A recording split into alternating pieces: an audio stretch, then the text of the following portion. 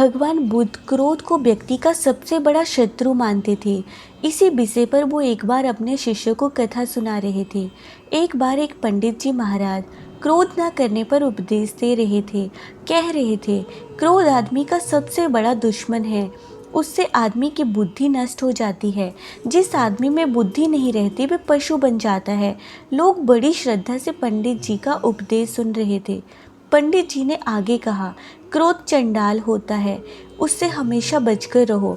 भीड़ में एक और जमादार बैठा था जिसे पंडित जी पराया सड़क पर झाड़ू लगाते हुए देखा करते थे।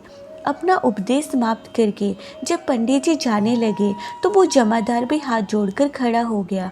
लोगों की भक्ति भावना से फूले हुए पंडित भीड़ के बीच में से आगे बढ़ रहे थे। इतने में पीछे से भीड़ का रेला आया और पंडित जी गिरते गिरते बचे। इस धक्के में जमादार से छू गए। फिर क्या था, उनका पारा चढ़ गया। बोले, दोस्त तू यहाँ कहाँ से आ गया? मैं भोजन करने जा रहा था, तूने छूकर मुझे गंदा कर दिया। अब मुझे स्नान करना पड़ेगा। उन्होंने जमादार को जी भरकर गालियां दी।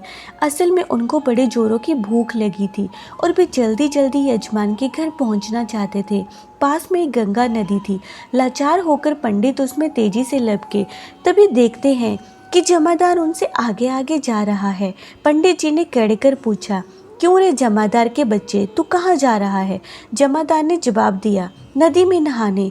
अभी आपने कहा था ना कि क्रोध चंडाल होता है। मैं उस चंडाल को छू गया, इसलिए मुझे नहाना पड़ेगा। पंडित जी को जैसे काट मार गया। वे आगे एक शब्द भी न कह सके और जमादार का मुंह ताकते रह गए। भगवान बुद्ध की ये कहानी सुनकर उनके शिष्य जोर से हंस दिए। अगर आपको भी ये कहानी अच्छी लगे तो प्लीज़ चैनल को लाइक, शेयर एंड सब्सक्राइब करें।